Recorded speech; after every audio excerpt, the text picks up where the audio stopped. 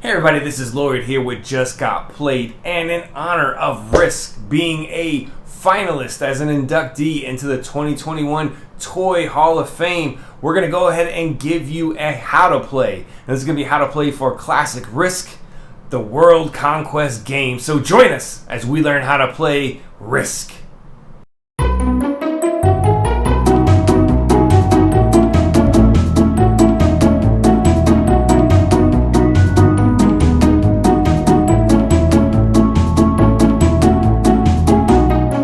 Join us for another Just Got Played How to Play.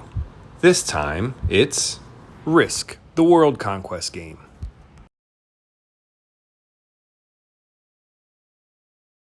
Risk is a game for 2 to 6 players ages 10 and up, and it's going to take you a couple hours to complete. Players in Risk are assuming the roles of armies trying to conquer the world. You're going to get dealt out some random countries, and that's where you're going to start with. And then the whole point of the game is world domination. You're trying to move on and move into everyone else's territories and push them completely off the map. Alliances are going to be made and broken. There's going to be a lot of backstabbing, and at the end, only one player can reign supreme as the world conqueror.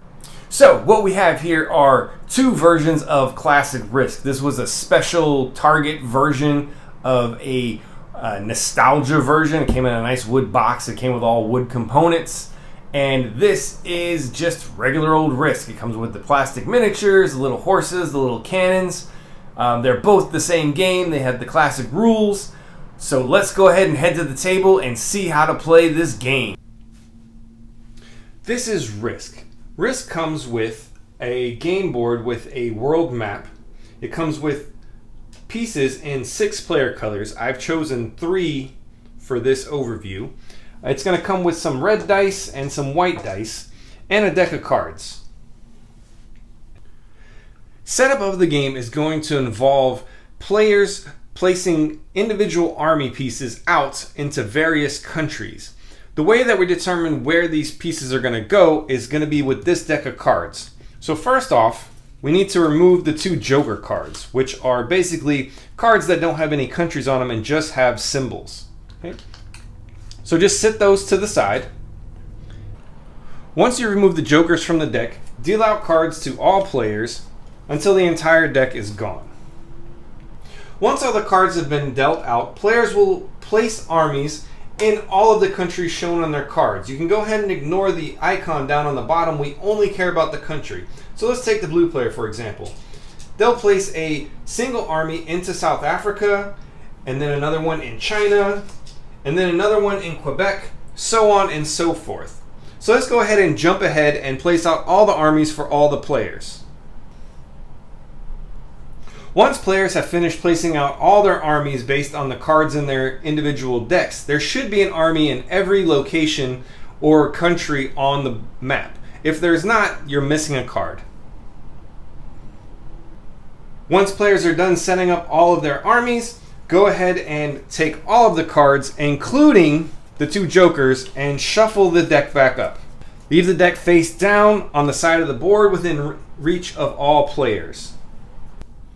To begin play, the first player will accumulate their armies. Players can accumulate armies in several ways. The first of which is based on how many territories you control at the start of your turn.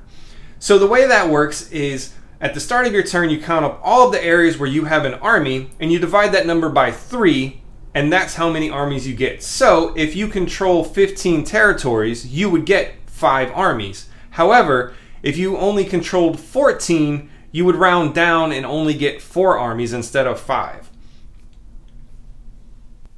Because this is a 3-player game, each player controls 14 territories, which means at the start of the game, the first player is going to get 4 extra armies. So for ease of play, we'll consider the blue player as the first player. The blue player is going to get 4 armies, and now they can go ahead and place those armies out on the map anywhere where they control territories already. They can place all 4 armies into one territory, or they can split it up however they see fit. In the blue player's case, Because they already have a strong foothold in South America, they're going to go ahead and place all of their armies into Brazil. So that leads us to the next area of play, attacking. Attacking is how you gain territories in Risk. You need to move from territory to territory, taking over and pushing other players' pieces off the map. So, in order to attack, you need to have at least 2 army units in a territory that is adjacent to the territory you want to attack. In the blue player's case, because he has 5 armies in Brazil, he can attack Peru, Argentina, or North Africa because it's connected by this dotted line.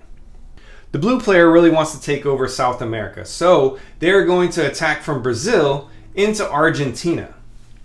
So the way attacking works in Risk is the attacking player chooses a territory they want to attack from. In this case, it'll be Brazil, and they tell their opponent which territory they intend to attack into, which is Argentina.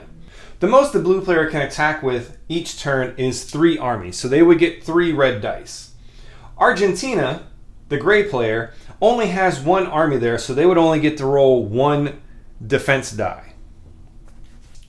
The blue player rolls their attack dice, and the gray player rolls their defense die.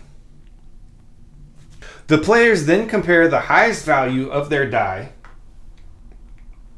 In this case, the blue player defeats the gray player because they have a 6 and the gray player has a 3.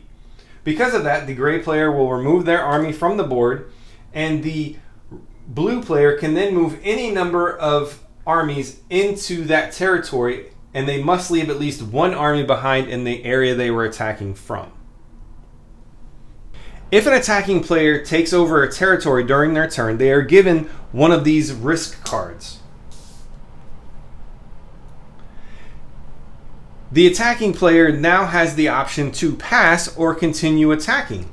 They can continue attacking from any area or territory where they still have at least 2 troops. In this case, the blue player is going to continue to attack, this time attacking from Argentina to Peru. So the blue player will roll their attack dice again, and the gray player will roll their defense die.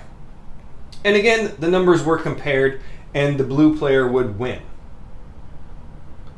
However, what happens if the defending player wins? Say they got a 6. That would mean that the blue army would lose 1 unit. Also, keep in mind that in this game, defender always wins tie. So if the highest number on each die was a 5, on the attacking and the defending, the blue player would also lose an army. But in this case, the blue player is 1. He continues to move their armies forward, and the gray player must remove their army from the board. Keep in mind that you can only ever get 1 of these cards per turn, no matter how many areas or territories you actually take over. Now that the blue player has completely taken over South America, there is no place left for them to attack. Because all of their remaining territories only have 1 army unit in them, they can no longer attack anywhere else on the board, because the only place that has multiple units is Peru, and it's not adjacent to any opponents. Because there are no areas left to attack and there are no moves left for the blue player, this will end their turn. However, they do get a single free move. So a free move allows the player to move armies from one territory to a connecting territory at the end of their turn. So in this case, the blue player is going to take 2 armies from Peru and move them up into Venezuela because it's connecting. The reason for that particular move is to bring armies that are in the back lines and move them forward to the front lines where they are next to adjacent enemies. So in this case, Venezuela is next to Central America. They could have also moved from Peru into Brazil to protect against North Africa. However, since they just attacked the gray player, they're fearing retribution, so instead decided to defend Venezuela. We're going to go ahead and skip ahead a few turns and get back to the blue player's turn and simulate the red player and the gray player and what they would have done on their turns. So we've gone ahead and finished out the round. The red player has gone ahead and taken over all of Australia, and they got a card. The gray player has taken a beating and tried to push back into South America over here, but instead lost a bunch of armies in Central America, but they did at least weaken the blue player's hold on South America. So that brings us to the next way to accumulate armies. At the beginning of the blue player's turn, they're going to go ahead and count up how many territories they have again, but if you notice, they control all of South America, so they're going to get an army bonus there. So if you go ahead and take a look at the bottom corner of the map here, you see these different continents with numbers next to them. So these numbers represent how many armies you're going to get in addition to your normal army accumulation. So in blue player's case, they're going to get an additional 2 armies because they've taken over South America. So the blue player has 16 territories, which means that they would get 5 armies just from that. And then they gain an additional 2 armies because they have South America. So in total, this turn, they're going to get 7 armies.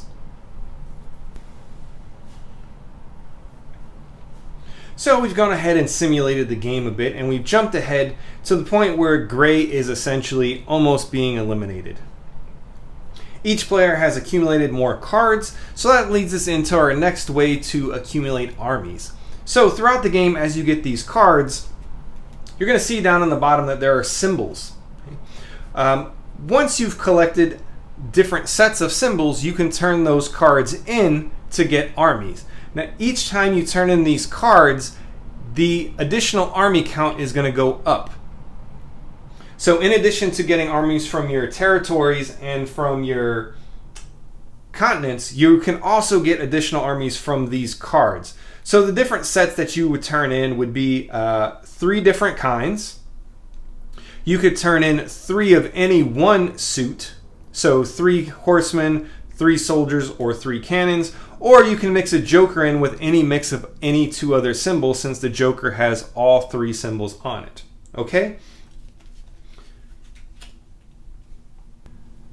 So we're at the red player's turn, and he's already placed his armies. He's pretty much surrounded the gray player over here in Asia. What the red player is going to try to do here is eliminate gray from the game. So we're going to go ahead and simulate the battle, and red is going to attack from pretty much all angles, okay? So starting with Siberia, the red player would roll 3 dice. Because the gray player has 2 armies, they can roll 2 defense dice. Whatever they roll is going to be compared against the 2 highest dice of the red player. So in this case, it would be a 6 versus a 4, and a 4 versus a 1. That would eliminate both of the gray armies. However, if the second die was also equal, then they would each lose an army, and the battle would happen again until the red player either decides to stop or the gray player is completely eliminated. But in this case, we're going to go ahead and eliminate the gray player. The red player is going to move some armies in from there and end their turn.